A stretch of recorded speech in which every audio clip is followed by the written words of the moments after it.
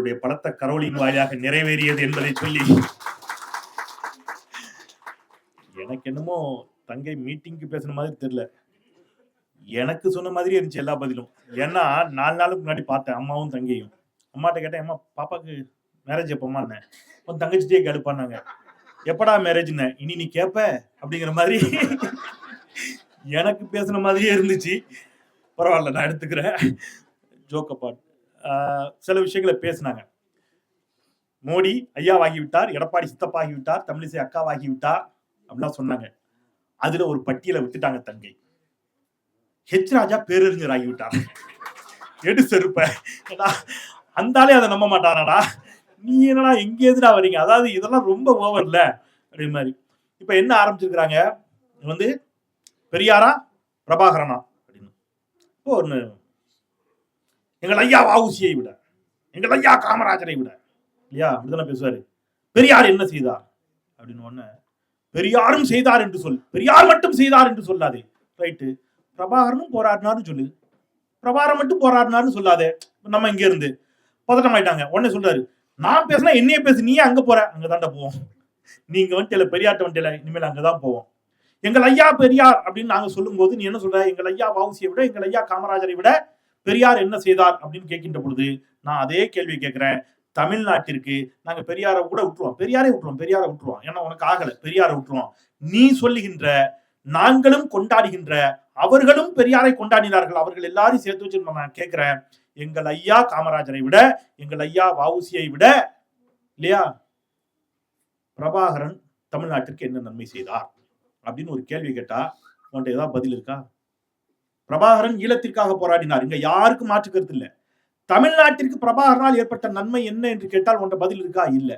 நீ ஏன் காமராஜர் படத்தை போடல, ஏன் வஉசி படத்தை போடல அப்படின்னு கேட்டா, காமராஜர் படத்தையும் வஉசி படத்தையும் போட்டா திரள் நிதி வாங்கி திங்க முடியாது, ஈழத்தமிழர்கள் பணம் தர மாட்டார்கள். அப்போ ஈழத்தமிழரிடமிருந்து பணம் வாங்கி தின்று கொளிப்பதற்காக நீ யார் படத்தை போட்டு ஊரை ஏமாத்துற? ஒரு மிகப்பெரிய போராளி, ஈழ விடுதலைக்காக தன் வாழ்வையே அர்ப்பணித்த ஒருவருடைய போட்டோவை போட்டு நீ ஊரை ஏமாத்துறதுக்கு என்ன காரணம்னா திரள் நிதி காரணம்.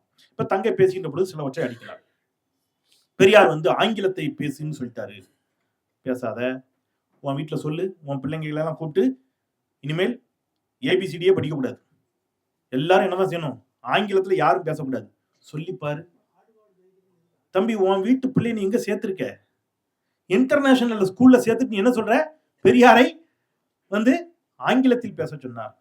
பெரியார் கர்ப்பப்பையை வெட்ட சொல்லிவிட்டார். வெட்ட வேண்டாம், உன் முண்டாட்டிட்டு போய் சொல்லு, நம்ம ஒரு 10 பிள்ளை பெத்துக்கிட்டோம்னு சொல்லு. செருப்பு அள்ளிட்டு அடிக்கிறாள் பார்ப்போம், விடுமா விளையாதா? அப்போ உங்க வீட்டுல உன் முண்டாட்டி 10 பிள்ளை பெத்துக்க தயாரா இல்ல. அவர் கருத்தடையத்தான் அன்னைக்கு இருந்த மொழியில சொன்னார், கருத்தடை செய்யுங்க. இன்னைக்கு கருத்தடை செய்யறாங்களா இல்லையா? 2 பிள்ளைகள் பெத்த உடனே டாக்டர் கேள்வியே கேட்கறதுல கட்டு. ஏன்னா அந்த பெண்களே சொல்லிடுறாங்க, முடியாது, 2 பிள்ளைங்களுக்கு மேல இன்னைக்கு பெற முடியுமா?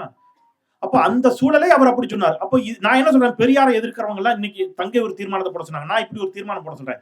பெரியாரை எதிர்ப்பவர்கள் எல்லாரும் நாங்க எப்போ ஏத்துப்போம் நம்புவோம்னா, பெரியார் தப்புன்னு நாங்க ஒத்துப்போம். எப்ப ஒத்துப்போம்னா, உங்க வீட்டுல நீ எல்லாரும் 10 பிள்ளைகள் பெத்துக்கணும், உன் பிள்ளை எவனையும் இங்கிலீஷ் மீடியத்துல சேர்க்கக்கூடாது, இங்கிலீஷே படிக்க சொல்லக்கூடாது. சாஸ்திர சம்பிரதாயத்தை பெரியார் வந்து அவமதித்து விட்டார் சொல்ற எல்லாரும் என்ன செய்யணும் அப்படின்னா, உங்க பிள்ளைகளுக்கு சின்ன பிள்ளையா இருக்கும்போதே கல்யாணம் பண்ணி வச்சிடணும். அல்லது உங்க வீட்டுல யாராவது பிள்ளைங்களுக்கு கல்யாணம் பண்ணி வச்சு கணவர் இறந்து போயிட்டா கணவரோட சேர்த்து அந்த மனைவியும் என்ன செய்யணும், சதியில தூக்கி போட்டணும். இதுக்கெல்லாம் தயாரா? எவன்டா ரெடி? அப்ப நீங்க எல்லாருமே பெரியார் சொன்னபடிதான் வாழ்ந்து கொண்டிருக்கிறீர்கள். நீங்க எல்லாருமே பெரியாரிஸ்ட் தான், முக்காவாசி பெரியாரிஸ்ட். ஒரே ஒரு இடத்துல தான் உங்களுக்கு எல்லாம் பிரச்சனை. அந்த இடத்த உடைச்சு பேசிட்டு நான் திருமாவளவன் அவர்களை அழைச்சிடுறேன். என்ன சிக்கல்னா, பெரியார் பேசிய சாதி ஒழிப்பு உங்க எல்லாருக்கும் வலிக்குதுடா.